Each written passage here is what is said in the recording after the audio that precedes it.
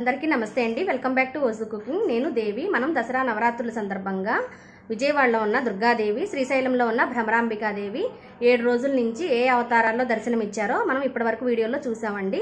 ఇప్పుడు 8వ రోజు కోసం, అంటే రేపు గురువారం 8వ రోజు కాబట్టి ఈ 8వ రోజు దుర్గాదేవి ఏ అవతారంలో మనకు దర్శనమిస్తారో, అలాగే శ్రీశైలంలో ఉన్న భ్రమరాంబికాదేవి ఏ రూపంలో మనకు దర్శనమిస్తారో ఈ వీడియోలో చూద్దామండి. అంతేకాకుండా మనం 8వ రోజు అమ్మవార్లకి ఏమేమి నైవేద్యాన్ని సమర్పించాలో కూడా ఈ వీడియోలో చూద్దామండి.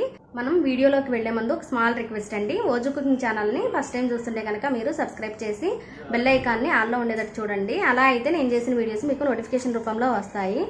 మీరు చూడటం వల్ల నాకు కొంచెం సపోర్ట్గా ఉంటుంది. నేను చేసే వీడియోస్ మీకు నచ్చినట్లయితే లైక్ చేసి షేర్ చేయండి. ఓకే అండి, ఇప్పుడు మనం వీడియోలోకి వెళ్ళిపోదాం. విజయవాడలో ఉన్న దుర్గాదేవి అయితే మనకి 8వ రోజున మహిషాసుర మర్దినిగా దర్శనమిస్తారు. మహిషాసుర మర్దిని రూపంలో ఉన్న దుర్గాదేవికి బియ్యంతో చేసిన పరమాన్నాన్ని నైవేద్యంగా సమర్పించాలండి. శ్రీశైలంలో ఉన్న భ్రమరాంబికాదేవి మనకి 8వ రోజున మహాదుర్గగా దర్శనమిస్తారండి. ఇలా మహాదుర్గ రూపంలో ఉన్న భ్రమరాంబికాదేవికి మనం పేలాలని నైవేద్యంగా సమర్పించాలి. ఈరోజు ఈ వీడియోలో మహిషాసుర మర్దిని రూపంలో ఉన్న శ్రీ దుర్గాదేవి కోసం బియ్యంతో చేసిన పరమాన్నాన్ని ఎలా తయారు చేయాలో చూద్దామండి. ఈ పరమాన్నం కోసం ఒక 2 స్పూన్ల కందిపప్పుని, 1 గ్లాసు బియ్యంని, 1 గ్లాసు పాలు, 1 పావు కేజీ బెల్లం, 4 యాలకులు, డ్రై ఫ్రూట్స్, కొంచెం నెయ్యితో ఇప్పుడు ప్రిపేర్ చేసుకుందామండి. ఈ పరమాన్నం కోసం మనం కందిపప్పుని బియ్యంలో కొంచెం యాడ్ చేసుకోవాలండి. నేనైతే ఒక 2 స్పూన్లు కందిపప్పుని యాడ్ చేశాను. ఇప్పుడు ప్రాసెస్లోకి వెళ్ళిపోదాము. స్టవ్ మీద ఒక గిన్నె పెట్టుకొని 1 పావు లీటర్ పాలు, 1 పావు లీటర్ నీళ్ళని ఈ గిన్నెలోనికి యాడ్ చేసుకోవాలండి.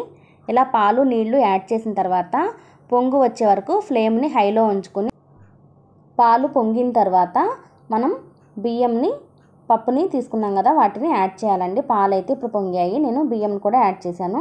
ఈ పాలల్లో వేసిన బియ్యం అన్నంలాగా ఉడికేంత వరకు కూడా మనము ఫ్లేమ్ని తగ్గించి ఉడికించాలండి.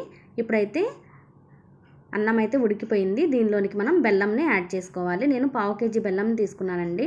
ఈ బెల్లంని కూడా దీనిలో యాడ్ చేసుకుని ఇప్పుడు మొత్తం మిక్స్ అయ్యే విధంగా మిక్స్ చేసుకోవాలి. దీనిలోనికి ఒక 3 యాలకుల్ని ఇలా యాడ్ చేసుకుని డ్రై ఫ్రూట్స్ని కూడా యాడ్ చేసుకోవాలి. డ్రై ఫ్రూట్స్ కోసం మనం స్టవ్ మీద ఒక ప్యాన్ పెట్టుకుని దానిలోనికి 2 స్పూన్ల నెయ్యిని యాడ్ చేసుకుని డ్రై ఫ్రూట్స్ని కూడా యాడ్ చేసుకుని మొత్తం చక్కగా ఫ్రై అయిన తర్వాత మనం ఈ పరమాన్నంలోనికి మిక్స్ చేసుకోవాలండి.